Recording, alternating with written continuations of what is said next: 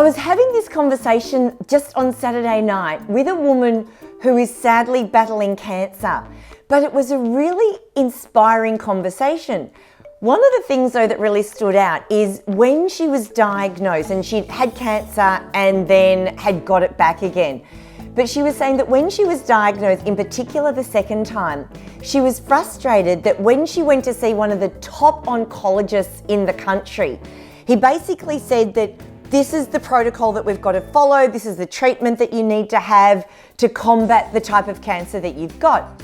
Anyway, she was saying, having been there before, it wasn't her first time with cancer, but she was saying that to the doctor, this doesn't work for me. I don't want to follow that course of treatment. There must be an alternative. And he was saying, well, no, given what you've got, this is the only way that we can work together that's going to increase your chances of fighting this and getting rid of it.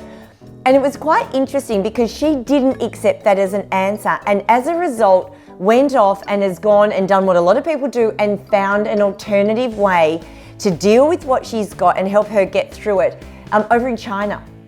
Now, the key point to this though is that as life is changing and the world is evolving, often as financial advisors or accountants or whatever, we've got one way that you can work with us if you're a client. And it's usually quite big, it usually involves a relationship, unless you're transactional. But there's only really one way to work with us.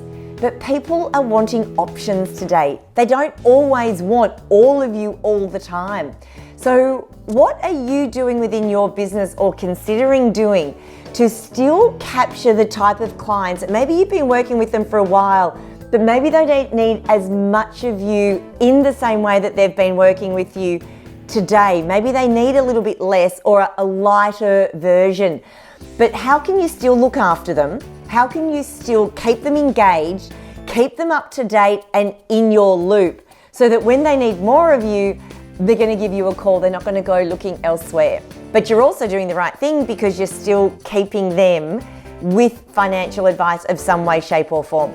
And it's a really interesting point because it certainly is the way the world is moving. We're looking for more self-service.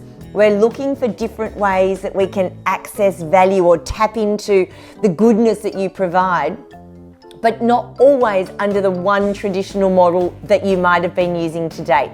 Now, there's a whole heap of different ways you can do that through online programs, through membership programs, through light versions, lower touch, lower cost versions of what you do.